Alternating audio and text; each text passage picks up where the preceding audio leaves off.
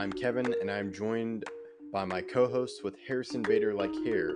Yeah, it's a weird ordeal. Katie is just proving to be childish. Which is why I don't feel I would give $5 million to Jack Campbell. I don't know. Baseball is one of those sports where anyone who makes the playoffs really can be a contender. I think the Padres definitely do it.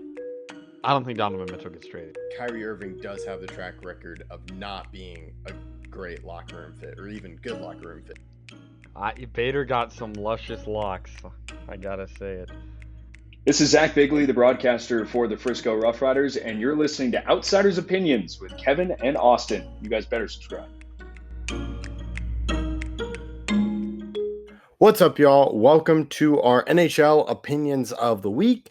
I am Kevin. I am joined by the man that I'm not sure how we're doing on our NHL predictions, playoff predictions, but Austin, this one... I'm doing horrible. Okay. I'll tell you I think that. I had Edmonton coming back. I don't remember. I remember mine, but I don't remember yours. I know you and I differed. You and I had two series that kind of decided it, but we'll have to review that. But, of course, man, you hear is Austin, and we got a rematch of the 2024 Stanley Cup Final. And I want to say this one I think will be better from the start compared to last year's. Yeah, last year's did go 7, but it was a 3-0 lead.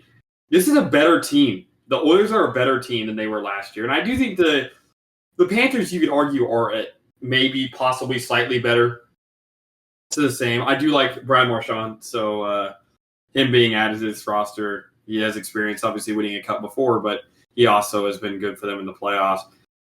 It's really going to come down to the difference in defensemen, in my opinion. Because I think the lead for goalie is Bobrovsky.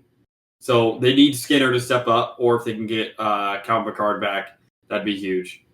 But if not, then they're going to just have to rely on Stuart Skinner.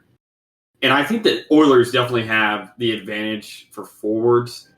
I know the Panthers are deep, but the Oilers' depth, even without Heisman, I think, or Hyman is significantly better. Or not significantly, but definitely better than because when you have a potential MVP in Leon Draisaitl, and then you also have the best player in the sport in Connor McDavid, and you add onto that finally a healthy Evander Kane who didn't even play any of the regular season. Corey Perry's having a resurgent year. Ryan Nugent-Hopkins. It's a very, very, very good forward core. But the defense, there's still some question marks around it. I do think that the Oilers have a good defense, but the defense for the Panthers is remarkable. And I do wonder whether or not they're going to be able to keep up between each other. But I think this will be a really good series from the start. I could definitely see it going 7 again. Yeah, I would expect it to go 7, at least 6, and I think they're competitive because both these teams dominated the conference finals.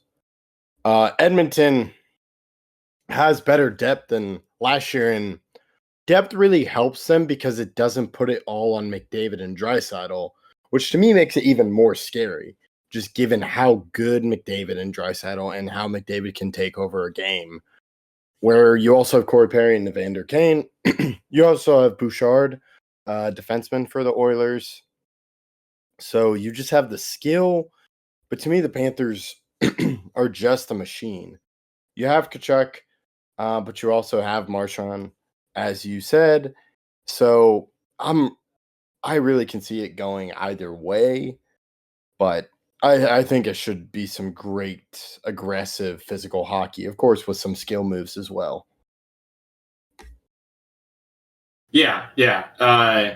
It's going to be tight, and I could see either team winning this. Is there a team that you're leaning towards before we get into too much prediction-wise? I'm leaning towards Edmonton because you have to think about the fatigue from Florida, but also I do think McDavid gives Edmonton an edge with their depth. Yeah, I think it's fatigue for both teams, though, because Edmonton, I know they didn't really do all that well 2 years ago, but they were still in the conference final the year before that. So I still think there's fatigue there. And there is some more age concerns on the side of Edmonton, a little bit more with some of the elder players they have, like Corey Perry. I do wonder whether or not they're going to be able to take advantage of home ice. They weren't really able to do that in the last series because they went down 3-0, but I think that Edmonton's going to have a good chance in this series to win it. I think I'm leading Florida to start. I think Brad Marchand is a very big reason why, because they just keep adding more and more and more depth when it comes to how many just quality, experienced players they have. What comes to mind is obviously you have Barkov, you have Sam Reinhart, you have so many guys on your roster that are just very much used to playing in these big games. And I will say that I am more worried.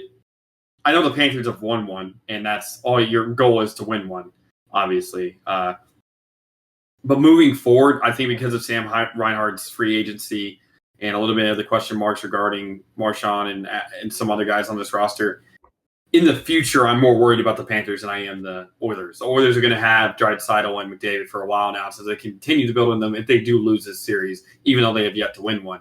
But the Panthers, you don't know the next time they're going to be here. And I know they're an amazing team and you think it's going to be every year, but that's just not true. I mean, they've been here now 3 straight years, and we saw what happened in Tampa after they went to 3 straight. So I think they really do have to take advantage of the situation that they're in, but I think it's going to be a good series. Yeah, I think you bring up a great point with Florida, because Tkachuk is a great player, but to me, it's really their defenseman. You have Bobrovsky, who kind of had a resurgent year last year in the playoffs. And defensively, they made a big move and got Seth Jones when they already have Aaron Ekblad. So you do bring up some good points. There's age, there's fatigue as well. And to me, Edmonton is always going to be competitive. When you have McDavid and Draisaitl and they're both locked in, it's easy to find pieces. Like they found Corey Perry, they found Evander Kane to fit in on other lines. But you have those two guys, you're always going to be competitive. Not, I would say, a cup-winning team, but you can make it to the Western Conference Finals. And last year they made it to the Stanley Cup Finals. And it did go 7, but I do think that is a little bit misleading because they were down 3 games in that series. Yeah. Starting off that poorly does kind of put a damper on the series. And if they would have came back, that would have been historic. But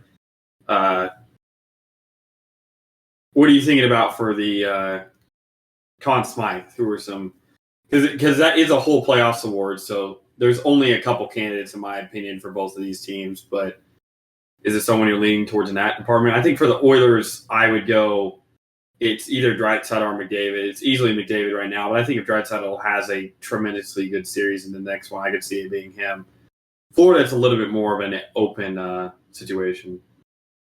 Yeah, I'm in agreement. I would probably lean McDavid or Draisaitl, but probably McDavid unless Draisaitl goes off. Panthers, I'm not sure because no one's lighting up. I talk about Tkachuk, but he really hasn't been lighting it up. So we'll have to see what happens. And I believe last year McDavid got the Conn Smythe. Yeah, he did, even though they lost. Yeah, even though they lost. So that could be another thing that happens again. Yeah, that's true. I don't think so. He's not having as good of a postseason as he has last year. So I doubt that they give it to a team that or to a member of the losing team again this year. But I think both teams are going to have a fair chance. But I'm gonna say that the Panthers win in 7 again. Okay. I'm going to go Edmonton in 7. So I think it'll be a close series. We'll keep an eye on it. Definitely watch a little bit more. Let us know your thoughts in the comments. We appreciate you listening to Outsiders Opinions.